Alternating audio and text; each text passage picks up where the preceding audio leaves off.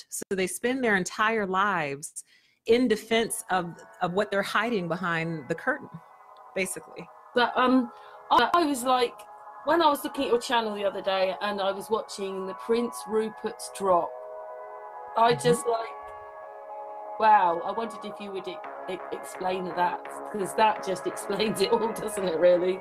Absolutely. It really does. And I really love it when examples like that come around, because it really helps to illustrate what I'm talking about.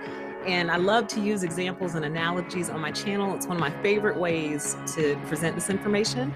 But essentially, a Prince Rupert's drop is something that occurs, so when they're melting glass for different reasons, if you take some of that molten glass and you drop it into cool water, it forms a structure that looks kind of like a tadpole.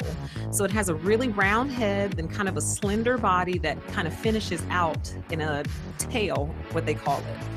What's so peculiar about these structures is that they can withstand great force to their head, that rounded part. Force is as great as a bullet.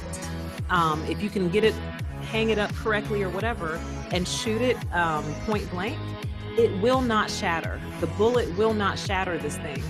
But if you so much as snip the tail, or sometimes just touching the tail, can cause the whole thing to shatter into a million little pieces, and shatter violently also. That's the other thing about it. So when folks are handling these drops, they have to be very careful, because if they accidentally break the tail, they could get cut up by all of these little pieces of glass that have exploded out from this thing.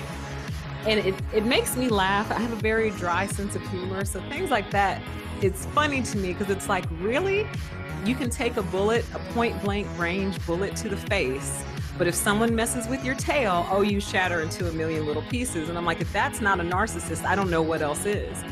And what makes narcissists, to me, what makes the parallel is that they seem to be able to take so much, head on. Oftentimes they're in positions of great power, and they're able to handle scandals and, insults and all kinds of stuff. But if you tiptoe around to that tail is usually whatever it is they're trying to hide, whatever truth they're trying to keep from getting out is what I consider the tail to be.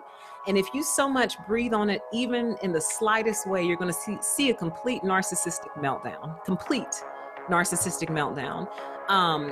They're like landmines in a way. And I would consider those Prince Rupert drops landmines, because while some people might say, oh, they're not fragile at all, they're actually very strong. You're not that strong if your tail gets touched and you shatter into a million little pieces. So it's the same with the narcissist. And some people, unfortunately, have dealt with narcissists for so long that they know what those tail pieces are, and they just step around them because they don't want to see the narcissistic meltdown. They don't want to experience it. They don't want to get cut up with all those pieces of glass by tripping on that tail. But the thing about narcissists is, especially if you don't know them that well, sometimes you can trip over that tail on accident. And then here comes your narcissistic meltdown. I really like what you said. And I've heard that narcissists come from a place of a shame-based, they're a shame-based being that occurred somehow different for each narcissist.